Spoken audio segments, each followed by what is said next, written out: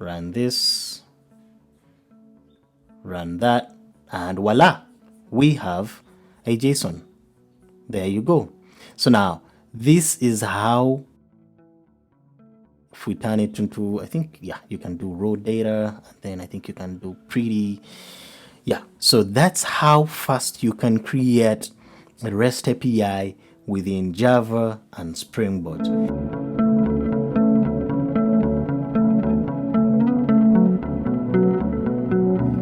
Hey guys, welcome back to the channel. Today we're going to look at how fast you can create a REST API in Spring Boot and Java.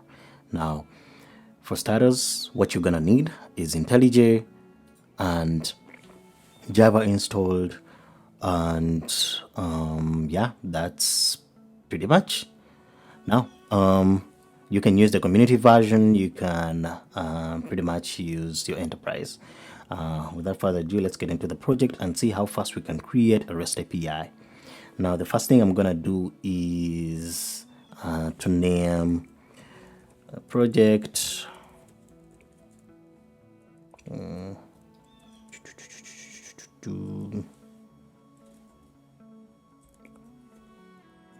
Figuring out the best name, thing that works, then Spring. Now this you can do if you have the community version. I'm not sure if you're going to be able to do this within here to bootstrap the application, but I'm going to link a website. Pretty much it's spring.io. Let's see.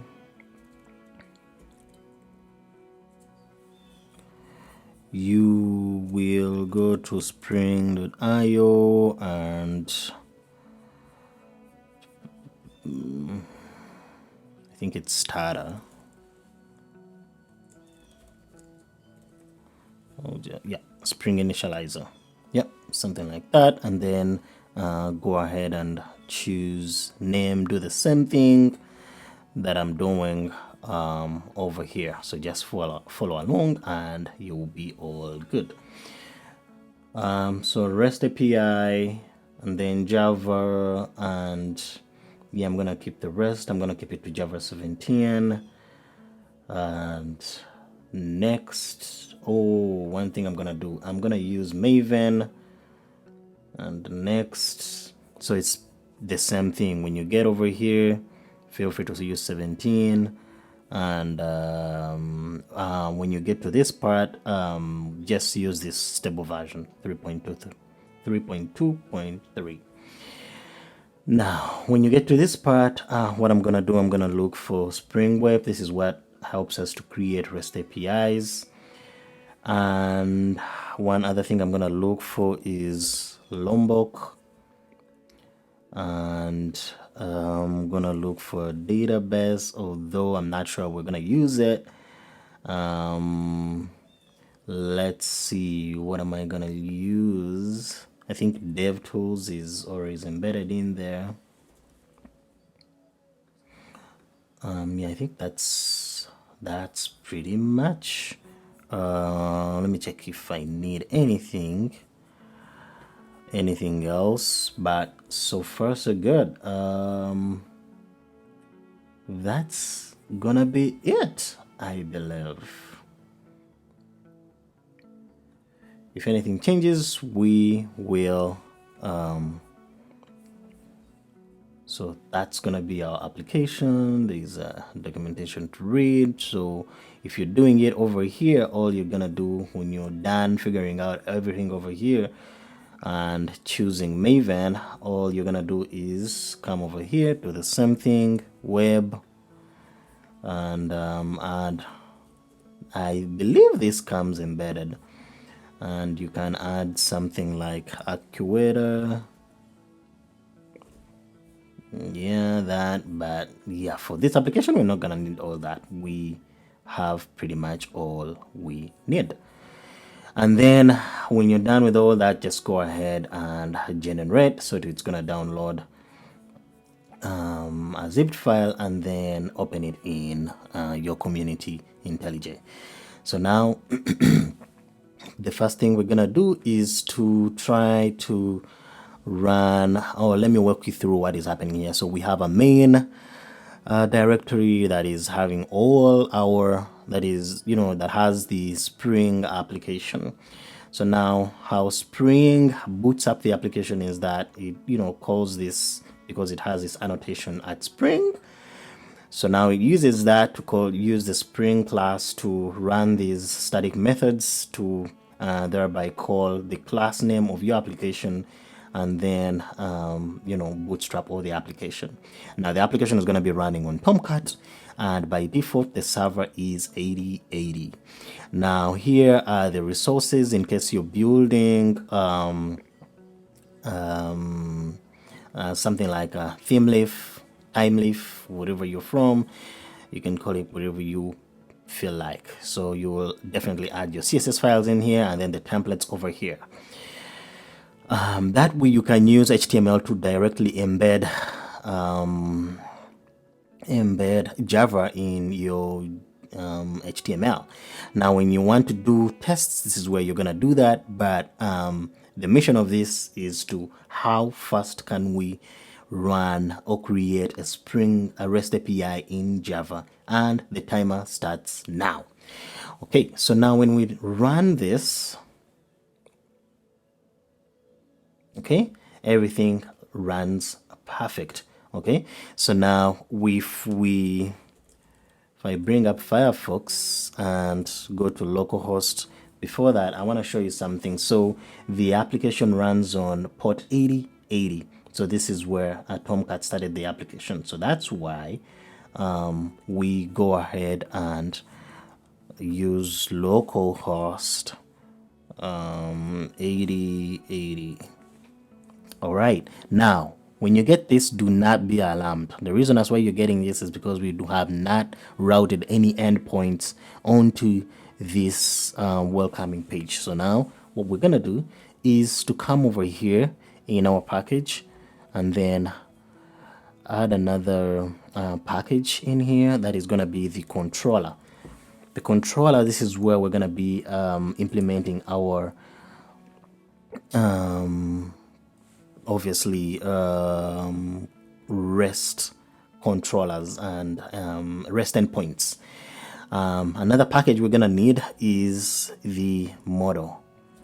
Okay, now let's start with the model. Okay, so I'll leave this in the background.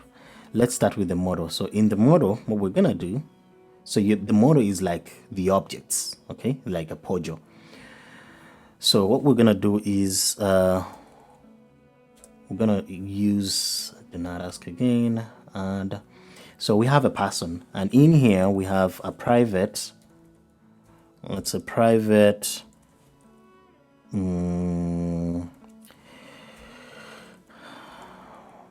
private and the ID of the person, and then private string the name of the person, and private let's say age. Okay, int age. So now that's all we're gonna need for that. And when we get to our controller, all we're gonna do, so here we shall name this at entity. Okay, and then the next thing that we're gonna do, yes, okay, the reason as why that is not working is because we do not have JPA. But this is what we shall do. We shall not include the database. What we're gonna do is to include an all args constructor. Okay, and now this is by the help of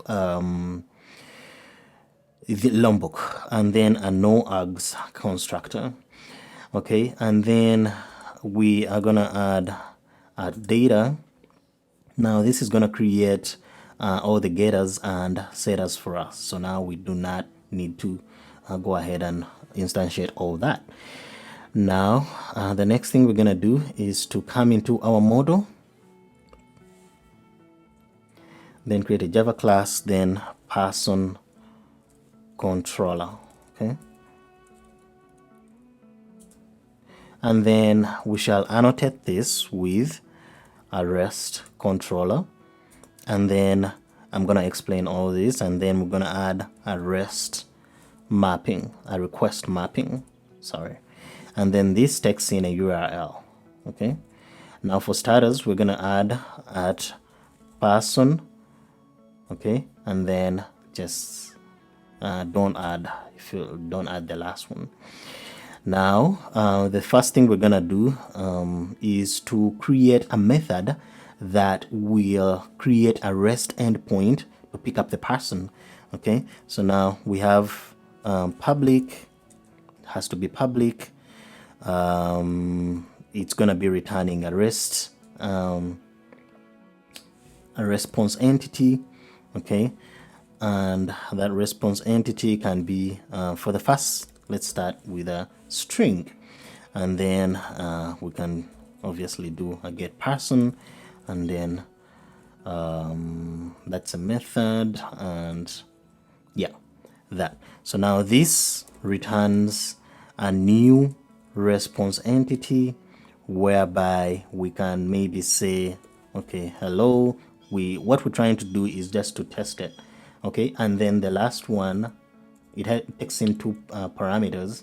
The last one is the response. So the response can be http status dot okay in case we find the person. Okay, so now this is already all set up. So now the next thing we need to do is I'm gonna walk you through what all this means. Okay, so let's stop the application. Then we're gonna need get mapping. Okay, at get mapping, and this is gonna be the actual okay, so I'm gonna explain this. Let's just call it that. Okay, hello. Now let me walk you through what this means, and at this point let the timer stop. Okay, because I'm trying to explain to you what happens. So the REST control annotation tells this class that it's going to be a REST controller. Okay, and what does that mean? It means that it's going to create endpoints that will be accessible within the server to the client. The next thing is the request mapping. Request mapping is typically creating the most times it depends on what you feel like. So here you may have like /person if you're gonna have like a list of persons in your application. So now this can be, so like let's say on Amazon you would have something like Amazon, okay, .com / item / category catalog, or maybe / product plan, something like that. Okay, so now this over here, the item won't be the main, the parent. Okay, request mapping. Now the next ones are these additional extensions that you can customize around and make your own REST point.